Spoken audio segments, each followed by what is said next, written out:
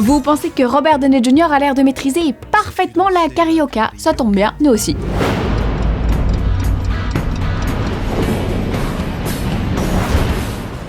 Avec 1,5 milliard de dollars dans le monde, Fast and Furious 7 est entré au panthéon des plus gros succès cinéma de tous les temps, juste derrière Avatar, Titanic et Avengers 1.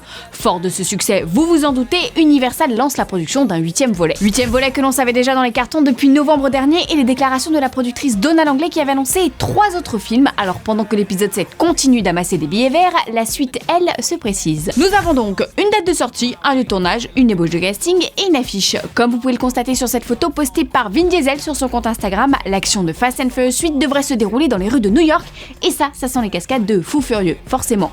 Début de tournage à l'horizon 2016 avec une sortie prévue à l'été 2017. Si le film n'a pas encore de metteur en scène, le casting se dessine déjà. Jason Statham a confirmé à nos confrères de Den of Geek qu'il était partant pour défier une nouvelle fois à Dominic Toretto et sa bande et croyez-moi, il n'est pas le seul à faire de l'œil Universal. En pleine promo pour San Andreas, Dwayne Johnson a confié que Luke Hobbs serait lui aussi de retour. Autre nouvelle, bonne ou mauvaise, c'est selon, un spin-off sur son personnage serait même dans les tuyaux. Entre Shazam, Central Intelligence, G.I. Joe 3, les 2 suites de Voyage au centre de la Terre et sa série HBO, The Rock a comme qui dirait un agenda bien rempli et on se demande où il pourrait caser tout ça. Mais je vous rappelle que Bambi a survécu à la faille de San Andreas, ce qui signifie que rien n'est impossible pour lui. Toujours est-il que ça se bouscule au portillon de cette saga. Une saga lucrative, certes, mais pas que. Une équipe de rêve, une équipe soudée, c'est aussi et surtout ça, Fast and Furious, un tournage entre amis. I don't have friends. I got family.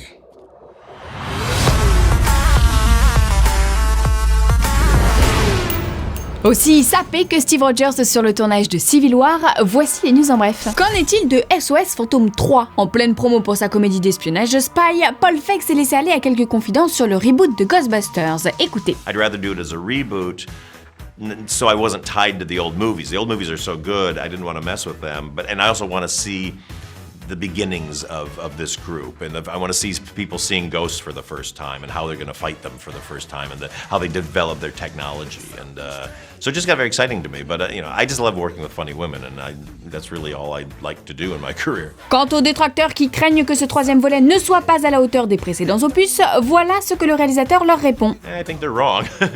I mean, there's some of that's just plain out misogyny. Some of it's just fear from people who love the movie that I'm going to just try to do something weirdly radical with it. But I say funny people are funny people. And the reason that first movie works is because those 3 guys were funny. And so, that's all I care about is like, how can I make the funniest movie? And I'm going to pick the funniest people I know, and those happen to be these 4 women. Mais qui pour jouer Spider-Man? Il semblerait que Marvel ait bien du mal à se décider. Alors qu'une rumeur persistante laissait entendre qu'Asa Butterfield aurait décroché le rôle, il semblerait que la Maison des Idées laisse encore sa chance à d'autres candidats. Ils ne sont plus que 6 jeunes comédiens qui auraient passé des essais ce week-end à Atlanta. Asa Butterfield donc, mais aussi Tom Holland, Judah Lewis, Matthew Lins, Charlie Plummer et Charlie Rowe. Alors lequel de ces acteurs aura séduit Kevin Feige, Amy Pascal et les frères Rousseau lors de cette ultime audition? Eh bien la réponse, on l'espère, dans les jours à venir. Aujourd'hui dans le courrier des Fanzoniens, on répond à Immortan Joe qui nous demande des news d'Assassin's Creed et Star Wars 7. Eh bien cher Immortan, pour Assassin's Creed, je t'invite à regarder l'émission de vendredi. Quant à Star Wars 7, eh bien nous pouvons t'en dire un peu plus sur le personnage d'Andy Serkis qui incarnera le suprême leader Snoke. Sans surprise, il sera entièrement réalisé en motion capture, l'une des spécialités d'Andy Serkis. Créé pour le film, Supreme Leader Snoke sera le grand méchant de ce 7e volet. La voix menaçante que l'on entendait dans la bande-annonce, c'était donc lui. On attend désormais des images inédites du vilain dans le prochain teaser du film. Fanzone, c'est fini pour aujourd'hui, mais vous pouvez nous retrouver sur YouTube en vous abonnant à la chaîne Fanzone et à la chaîne Allociné.